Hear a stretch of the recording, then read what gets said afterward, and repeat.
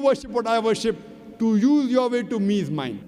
After you have delivered the message of Islam, and then if he does not accept it, then you can say that I will not worship what you worship, you will not worship what I worship, to use your way to me is mine. Unless you have not delivered the message of Islam to the non-Muslim, you cannot say lakum deenukum waliya deen. Muslims tell me, but doesn't Allah say, la ikraha fid deen, there's no compulsion in religion? Again, out of context. What the quoting in the words of Quran from Surah Baqarah, chapter number 2, verse number 256, it does say, la ikraha fid deen, there's no compulsion in religion, but it continues. But truth stands out clear from error. And if you reject the evil one and believe in Allah, you have grasped the most strongest handhold which will never break. When you say la ikraha fid deen, there's no compulsion in religion, you also have to say truth stands out clear from error. You convey the truth to them. You can't force anyone to accept Islam. You can't force anyone to accept the Quran or accept Allah subhanahu wa ta'ala. You can't put a gun on his forehead.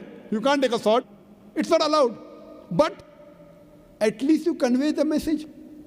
You can't force agree, but at least convey. Tell them truth stands out clear from error.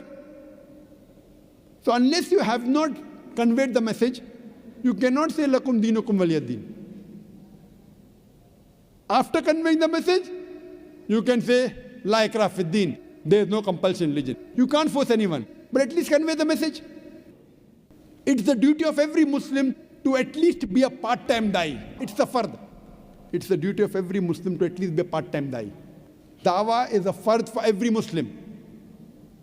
Allah says in the Quran, in Surah Al-Asr, chapter number 103, verse number 1 to 3, Wal Asr.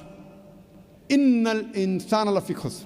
Illa alladhina amanu wa amilu salihati wa tawasaw bil haqq wa tawasaw bis sabr. That by the token of time, Allah is taking the promise that human beings are in khasara, they are in loss, except those who have faith, those who have righteous deeds, those who exhort people to truth, and those who exhort people to patience and perseverance. For any human being to go to Jannah, minimum 4 criteria are required. Iman, righteous deeds, exhorting people to truth, that is doing dawah, and exhorting people to patience and perseverance. If any one of these 4 criteria is missing, you shall not enter Jannah. You may be a very good Muslim, you may be offering 5 times salah, you may be fasting in the month of Ramadan, you may perform Hajj, but if you don't do dawah, you shall not enter Jannah according to Surah Al-Asr. If Allah wants to forgive you and put you in Jannah, it is Allah's prerogative. Allah says in the Quran in Surah Nisa chapter 4 verse 48 and Surah Nisa chapter 4 verse 116 that if Allah pleases, He may forgive any sin, but the sin of shirk He will not forgive. Because a person who commits shirk has strayed away far. So if Allah wants to forgive you and put you in Jannah, it is Allah's prerogative. But under normal circumstances, according to Surah Al-Asr, if you don't do dawah, you shall not enter Jannah. Only dawah is also not sufficient. All 4 are equally important. Iman, righteous deed, wa tawasaw bil haqq, that is dawah and islah, wa tawasaw bis sabr, inviting people to patience and perseverance. So it's compulsory that every Muslim should at least be a part-time da'i. You don't have to be a full-time da'i like Shaykh Deedat or a full-time da'i like me. At least be a part-time da'i, it's a fard.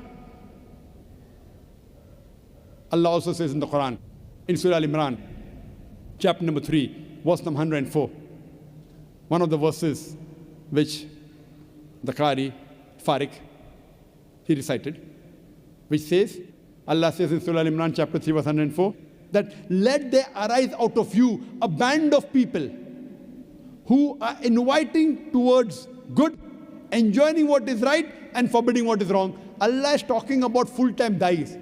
How you have full-time doctors, full-time engineers, full-time lawyers, full-time businessmen. How many full-time da'is do you have?